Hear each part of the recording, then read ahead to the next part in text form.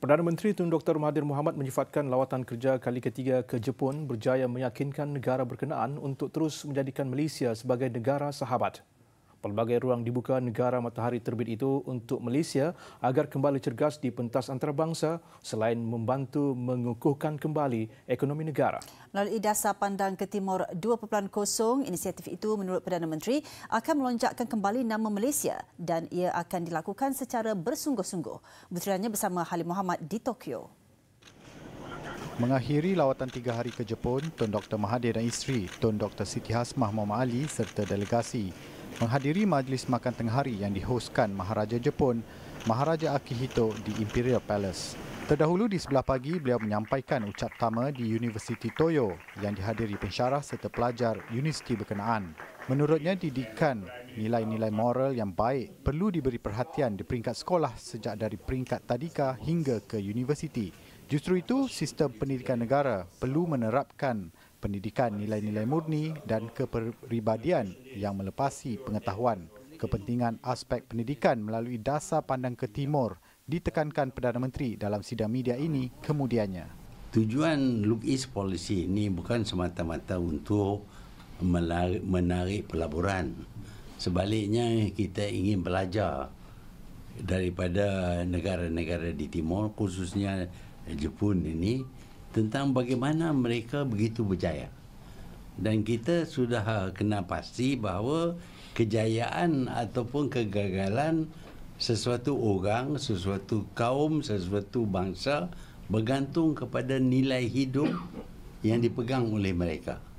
Sudah tentu kalau nilai hidup mereka lebih utamakan berehat, tidak bekerja keras dan tidak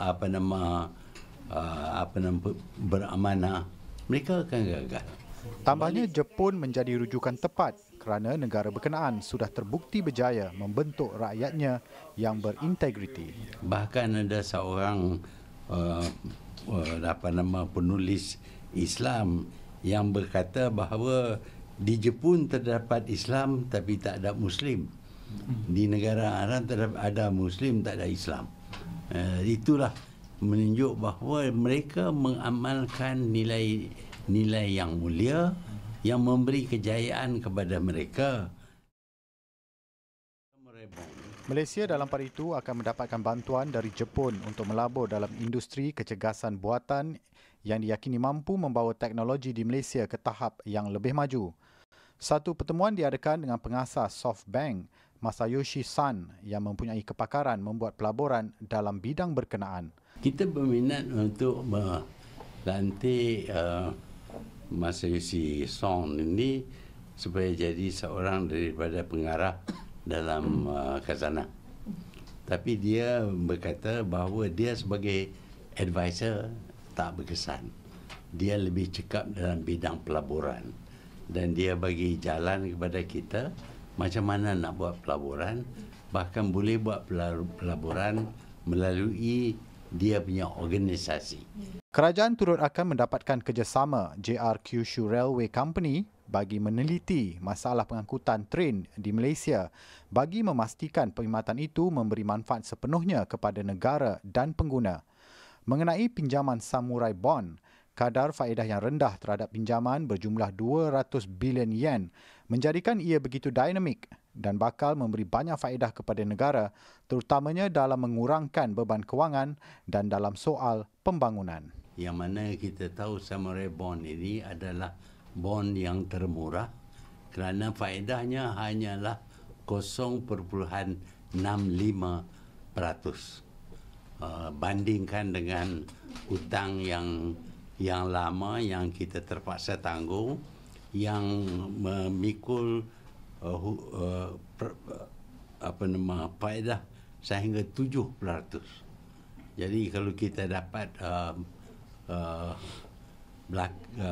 tukar daripada yang tinggi faedahnya dengan yang rendah faedah, kita akan dapat kurangkan beban negara untuk servis loan dan juga untuk membayar. Lawatan kerja Perdana Menteri ke Jepun kali ini disifatkan berjaya memberikan keyakinan kepada pentadbiran Shinzo Abe untuk membantu Malaysia daripada segenap segi. Seperti yang dikatakan Tun Dr. Mahathir Mohamad, bukan soal pelaburan semata-mata yang perlu dibawa pulang ke negara, tetapi aspek pembangunan sahsiah modal insan turut diberi penekanan pada lawatan kali ini. Malaysia mampu menjadi setanding negara Jepun jika rakyatnya mempunyai nilai etika dan juga integriti yang diamalkan oleh rakyat negara matahari terbit ini. Laporan Ali Muhammad dari Tokyo, Jepun.